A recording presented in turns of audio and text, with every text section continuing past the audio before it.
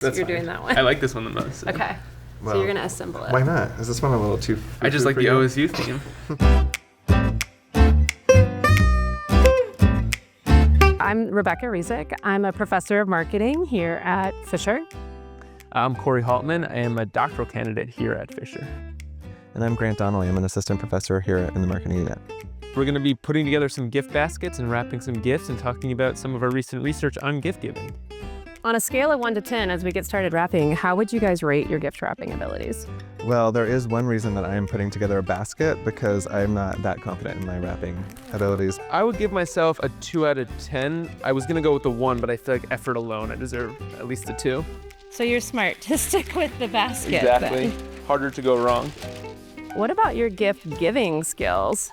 How do you guys do on gift giving on a 1 to 10 scale?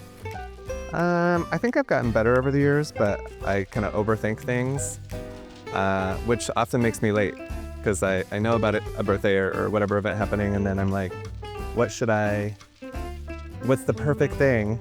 And then, life just gets in the way and I start to do things at the last minute. And not being on time, does that make you feel anxious, or are you pretty much, it'll be what it'll be? I think that When you are a gift giver, you feel like you're supposed to have an occasion-based gift there on time. And so there's this sense of, I didn't do what I was supposed to do as a gift giver. Well, it's funny because that's actually the topic of our research is this idea of whether a gift is later on time and how bad you might feel about that. Yeah. So what do you think makes this research different than other studies that have been done on gift giving?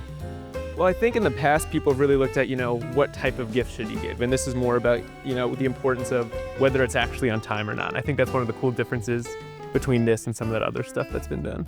Yeah, the only research that had really been done on gift timing showed that people like gifts that are unexpected, that they like getting a gift on a non-occasion, and that's something they really enjoy. But this idea that there are differences between givers and receivers in how they respond to late gifts was something that was really new in the literature, and specifically looking at, are people worried about the harm to the relationship, and finding that gift givers are much more worried about the potential harm that they might do to their relationship with someone by giving a late gift than receivers are.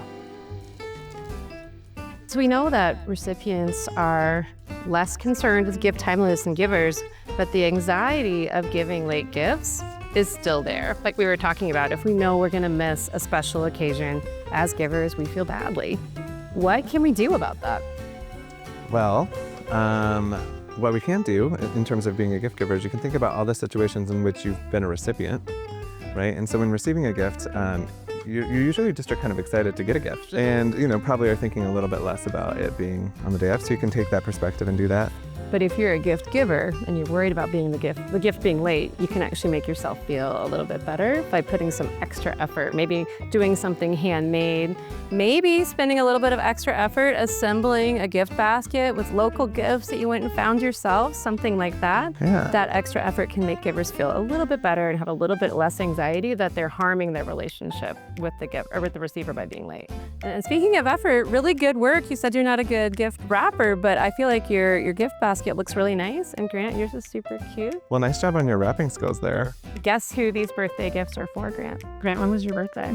February 8th. Okay. You missed it. These are belated birthday gifts. Grant's birthday was a month ago, but it's better to go ahead and give a late gift than to not give a gift at all. That's a worse violation of gift-giving norms. So these are from me and Corey as a late birthday gift to you. Happy belated Thank birthday. you so Yeah. much. Happy birthday to you. I think if we can offer advice to everybody, it's that, people tend to be really anxious about giving gifts, finding the right gift, giving it on time. But ultimately, when you're in the role of recipient, those things aren't necessarily as important or as big of a violation as you might expect. So I think the big takeaway is relax. If you're going to give a gift a little bit late, it's not the end of the world. It's just good to give the gift and to show that you care.